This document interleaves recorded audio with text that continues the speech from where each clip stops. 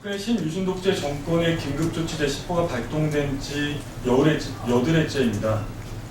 검찰이 쑥대밭이 되었습니다. 감찰본부는 윤석열 전 수사팀장과 박형철 전 수사부팀장에 대해 징계를 청구했고, 조영곤 서울중앙지검장은 사건 지휘와 조직 기관에 대한 모든 책임을 안고 사의를 표명했습니다. 검찰총장에 이어 서울중앙지검장 자리까지 공석이 된 사상 초유의 사태입니다. 야당 도와줄 일 있냐는 외압 논란을 가려야 할 감찰이 외압 몸통으로 지목받은 법무부와 수사 기밀 유출 의혹을 받는 여당 관계자는 조사조차 하지 못하고 되려 국정원 수사팀만 풍비박산냈습니다.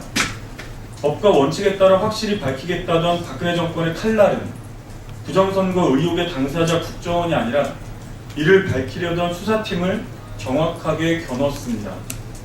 검찰 조직이 쑥대밭이 되건 말건 이 참담한 상황에서 홀로 웃음을 짓고 있을 세력은 국정원을 비롯한 부정선거 혐의자들, 그리고 최대의 수혜자 박근혜 정권과 새누리당임이 분명합니다.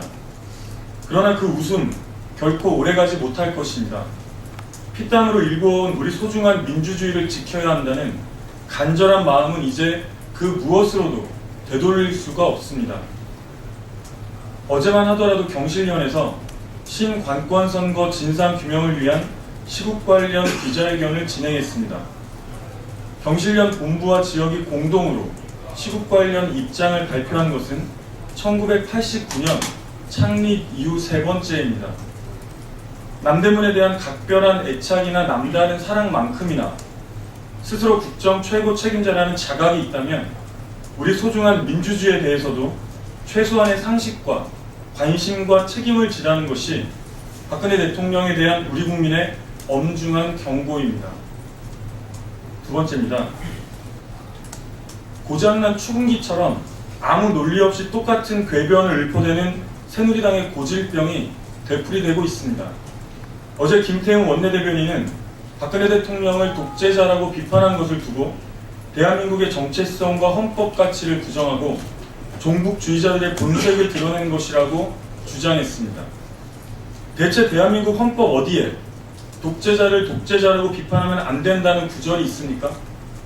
대한민국은 민주공화국이다. 대한민국의 주권은 국민에게 있고 모든 권력은 국민으로부터 나온다. 우리 모두가 알고 있는 헌법 제1조입니다.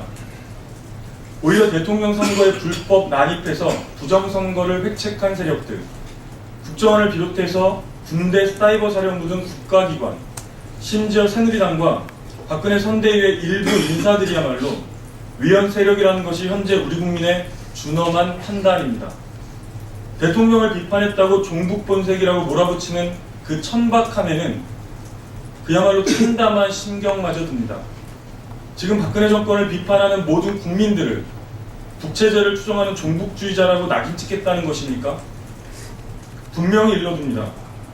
독재 정권을 비판하고 그의 한 거에 따하여 친북이다, 종북이다 몰아붙여서 감옥에 넣고 사법살인까지 저질렀던 그 끔찍했던 시대를 우리는 유신독재라고 부릅니다.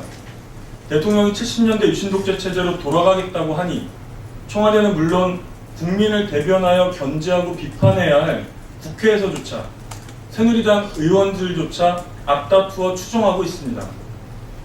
이런 새누리당에게 상식적인 논리, 기본적인 역사의식을 바라는 것조차 과도한 요구입니까? 아니면 어제 오전 김태웅 원내대변인의 정론관 브리핑 이후 홈페이지든 메일이든 전혀 내용을 공지조차 하지 못한 것은 일말의 부끄러움이라도 있는 것이기 때문입니까? 이상입니다.